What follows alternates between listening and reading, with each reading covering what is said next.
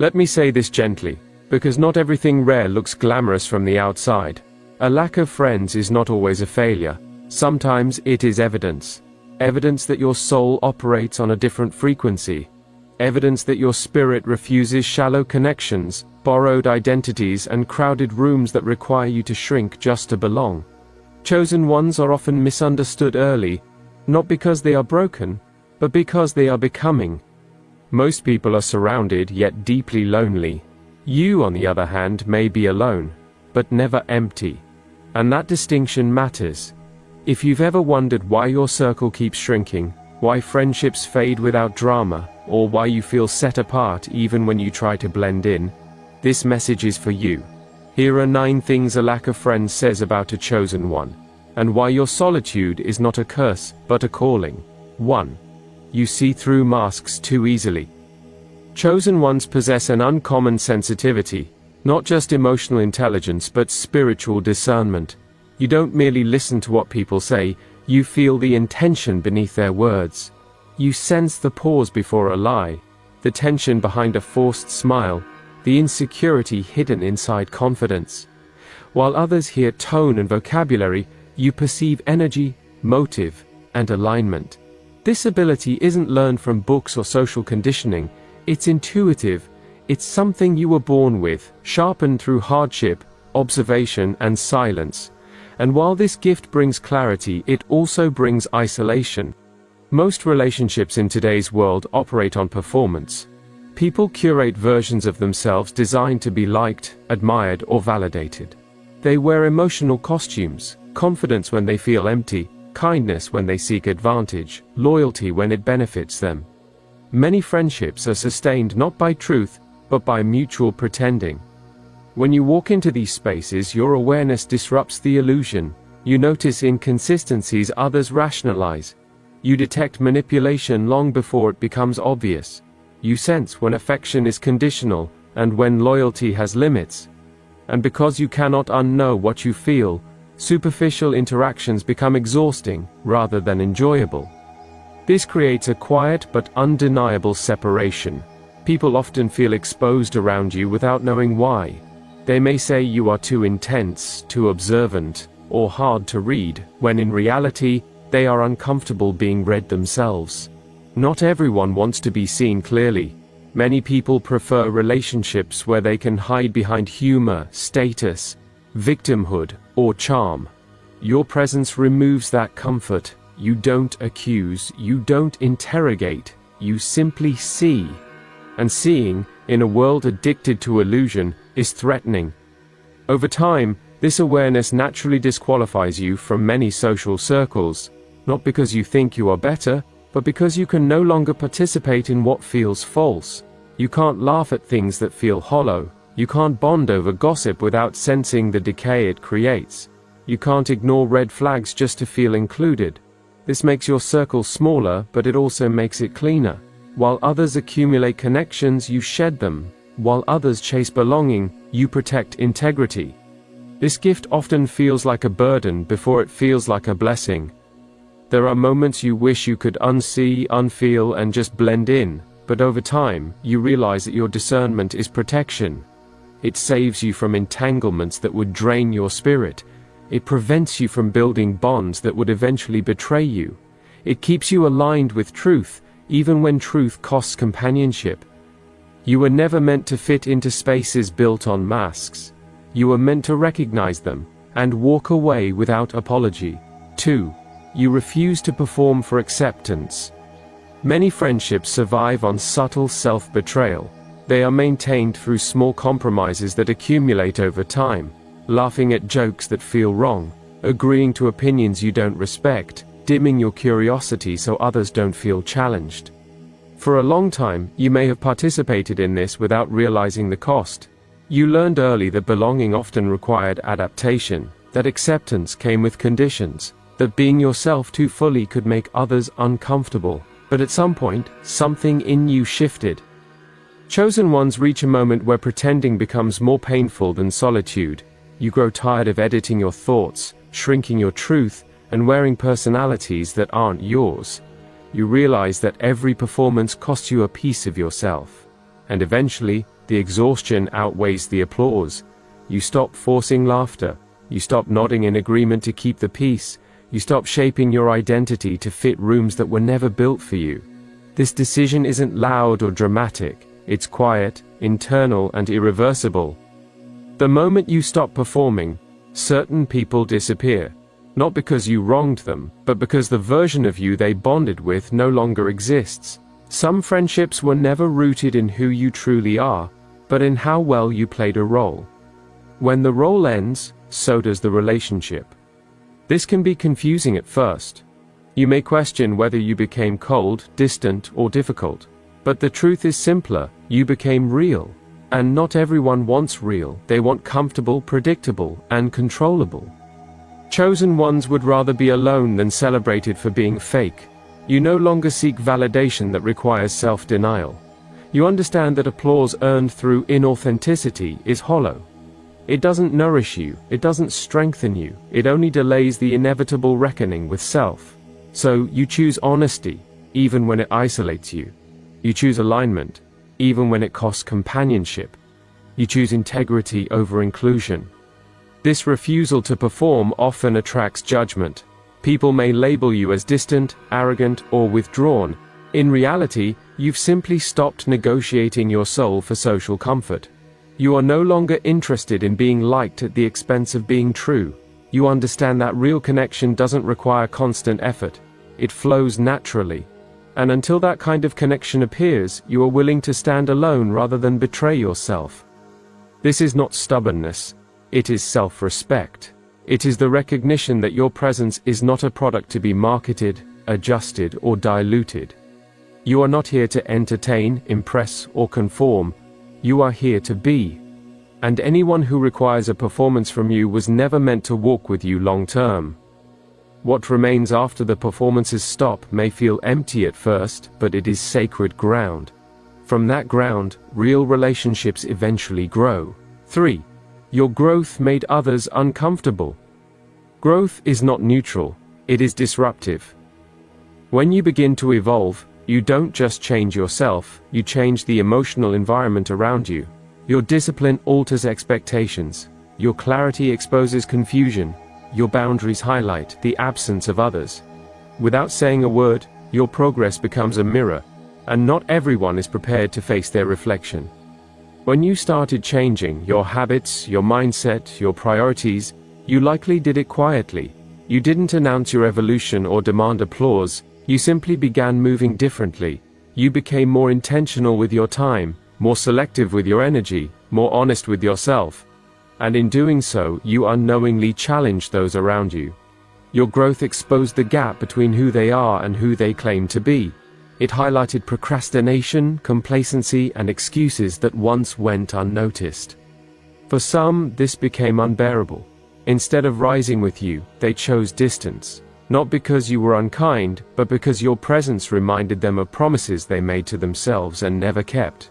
Your discipline made their indulgence uncomfortable. Your focus made their distractions obvious. Your self-respect made their self-neglect undeniable. Rather than confront these truths, many people retreat. It's easier to leave than to evolve. This is one of the quiet prices of becoming. Growth often costs familiarity. The people who once felt close may feel foreign. The conversations that once flowed may now feel strained. You didn't change to outgrow them, but growth has a way of revealing mismatches that were always there. And while this loss can feel personal, it rarely is. Most people aren't rejecting you, they are avoiding the discomfort your growth creates within them. Chosen ones must learn not to apologize for evolving. Your responsibility is not to remain small so others feel comfortable. Your responsibility is to honor your potential. Those who are meant to walk with you will be inspired, not threatened by your progress. They will grow alongside you rather than resent you for changing.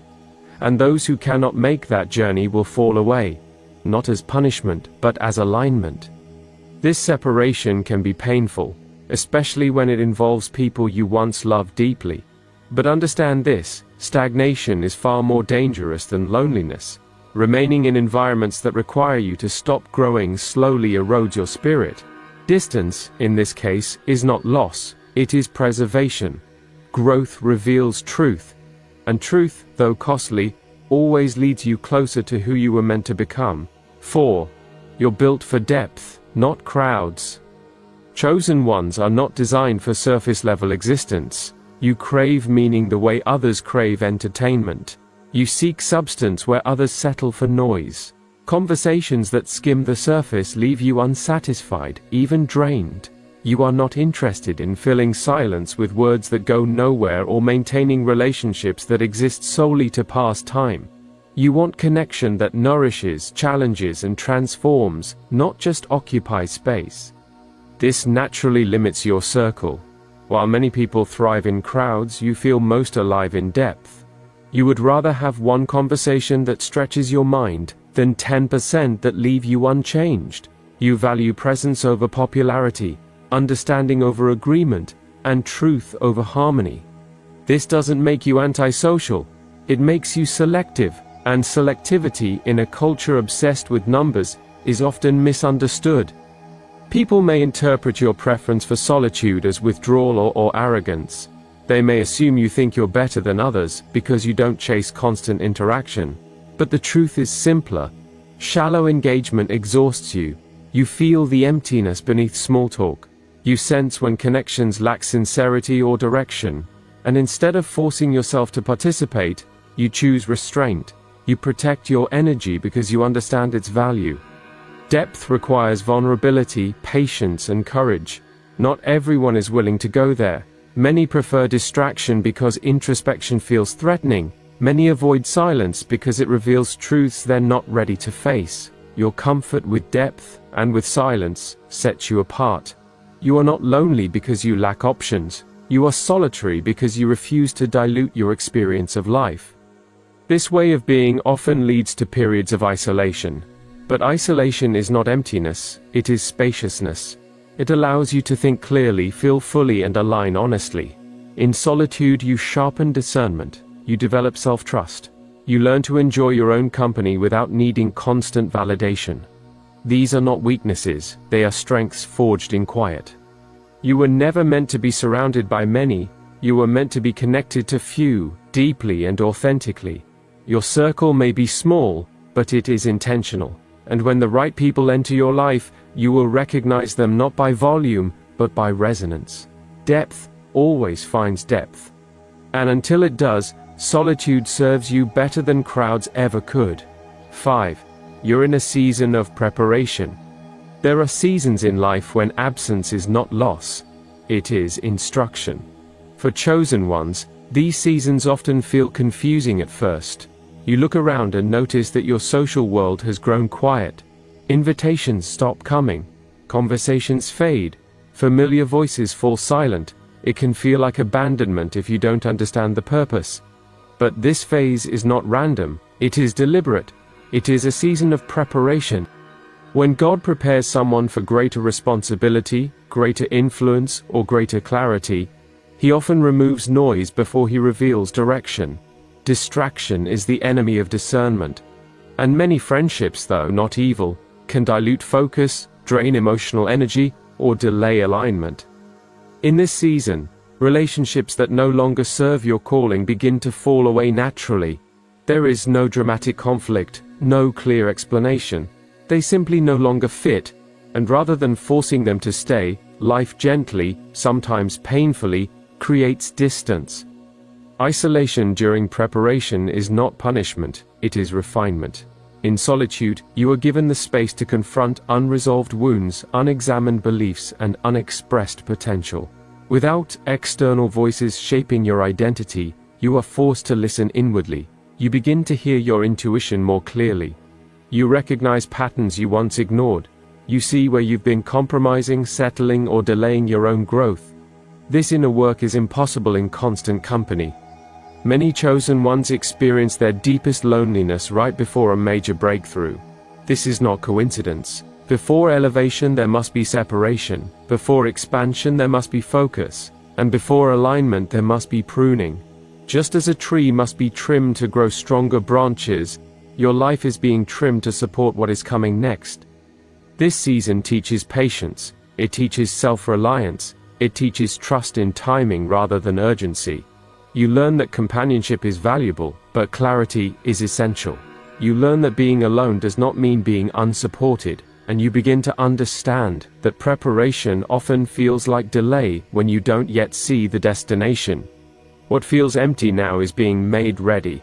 What feels quiet is being calibrated, and what feels like loss is often protection from premature exposure. When this season ends, and it will, you will step into your next chapter stronger, clearer, and more aligned than before. The solitude you endure now is shaping the stability you will need later. 6. You no longer bond over trauma. Some friendships are formed not through shared purpose, but through shared pain. At one time, these bonds feel real, even necessary. You connect through mutual struggles, repeated complaints, and familiar wounds. Talking about what hurts creates closeness. Reliving pain becomes the language of intimacy. And for a season this feels like support, but healing changes everything. When you begin to heal, you no longer need to revisit the same wounds to feel connected. You stop using pain as proof of closeness. You stop bonding through suffering, and without realizing it at first, you change the foundation of your relationships. Conversations that once felt cathartic now feel heavy. Repeated negativity no longer feels safe, it feels draining. What once united you now reminds you of who you're becoming free from. Chosen ones reach a point where they refuse to live in cycles of emotional re-injury. You no longer complain to feel close. You no longer relive trauma to feel understood.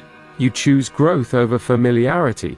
And when you do, some relationships weaken, not because they were fake, but because they were built on wounds that are no longer open.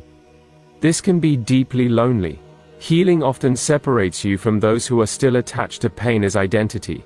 When you stop participating in victimhood, some people feel abandoned. When you stop reinforcing shared suffering, some people feel judged.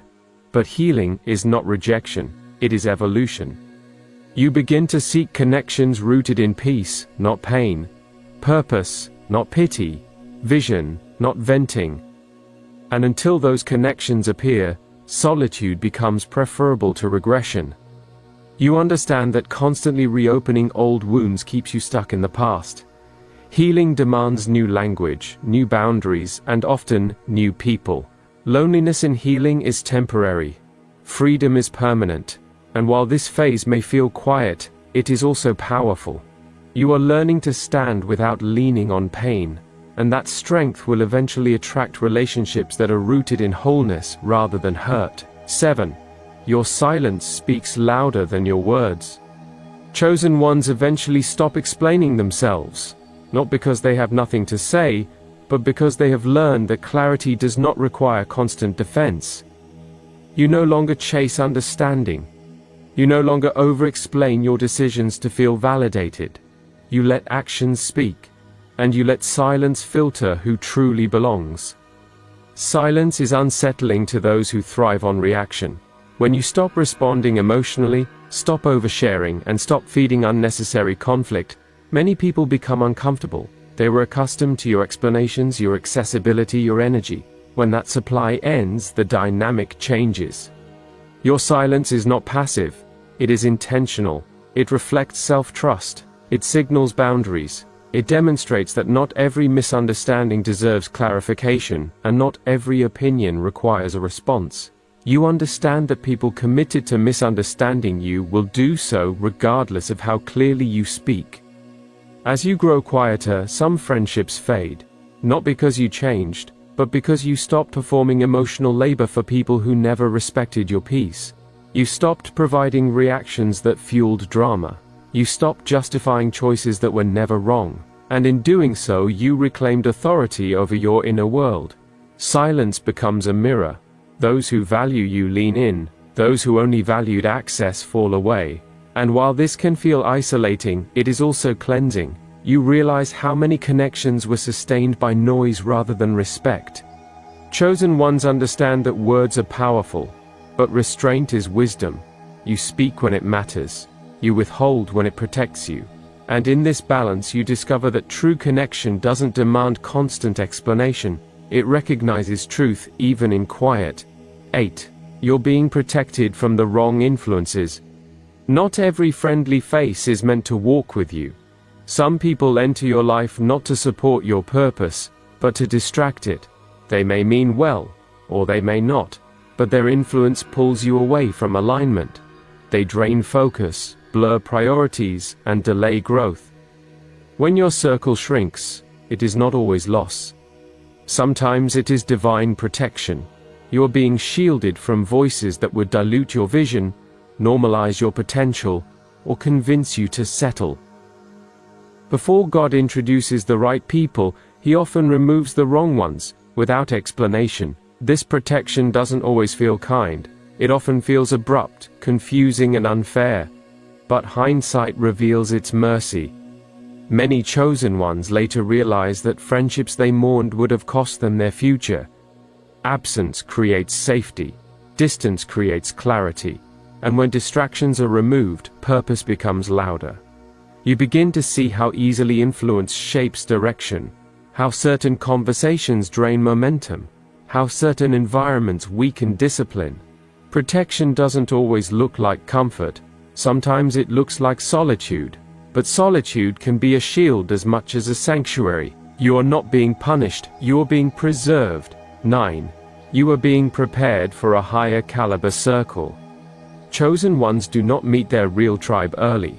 Your future connections will not be numerous, but they will be powerful, aligned, purpose-driven, rooted in truth. These are not relationships built on convenience or proximity, they are built on resonance. Until that time arrives, solitude becomes your teacher. It strengthens discernment. It deepens self-trust. It refines values. You learn what you will and will not tolerate. You learn the difference between connection and attachment. And you learn to stand whole without needing to be surrounded. You are not friendless, you are preparing. The people meant for you will recognize you without effort. There will be no performance, no chasing, no confusion. Alignment will feel natural. What feels like waiting is actually becoming. And when the right circle arrives, you will understand why it had to be this way. This is the Chosen Seer channel. If this message reached you at a moment when you felt isolated, misunderstood, or alone, understand this. Your lack of friends is not a flaw, it's a signal. A signal that you are being refined, protected, and positioned for something greater. If this resonated with your journey, subscribe for more messages meant to strengthen, awaken, and guide chosen ones. And if you know this message found you at exactly the right time, type 11 to 11 in the comments section as a sign of alignment and divine blessing. You are not alone. You are becoming. Thank you for watching.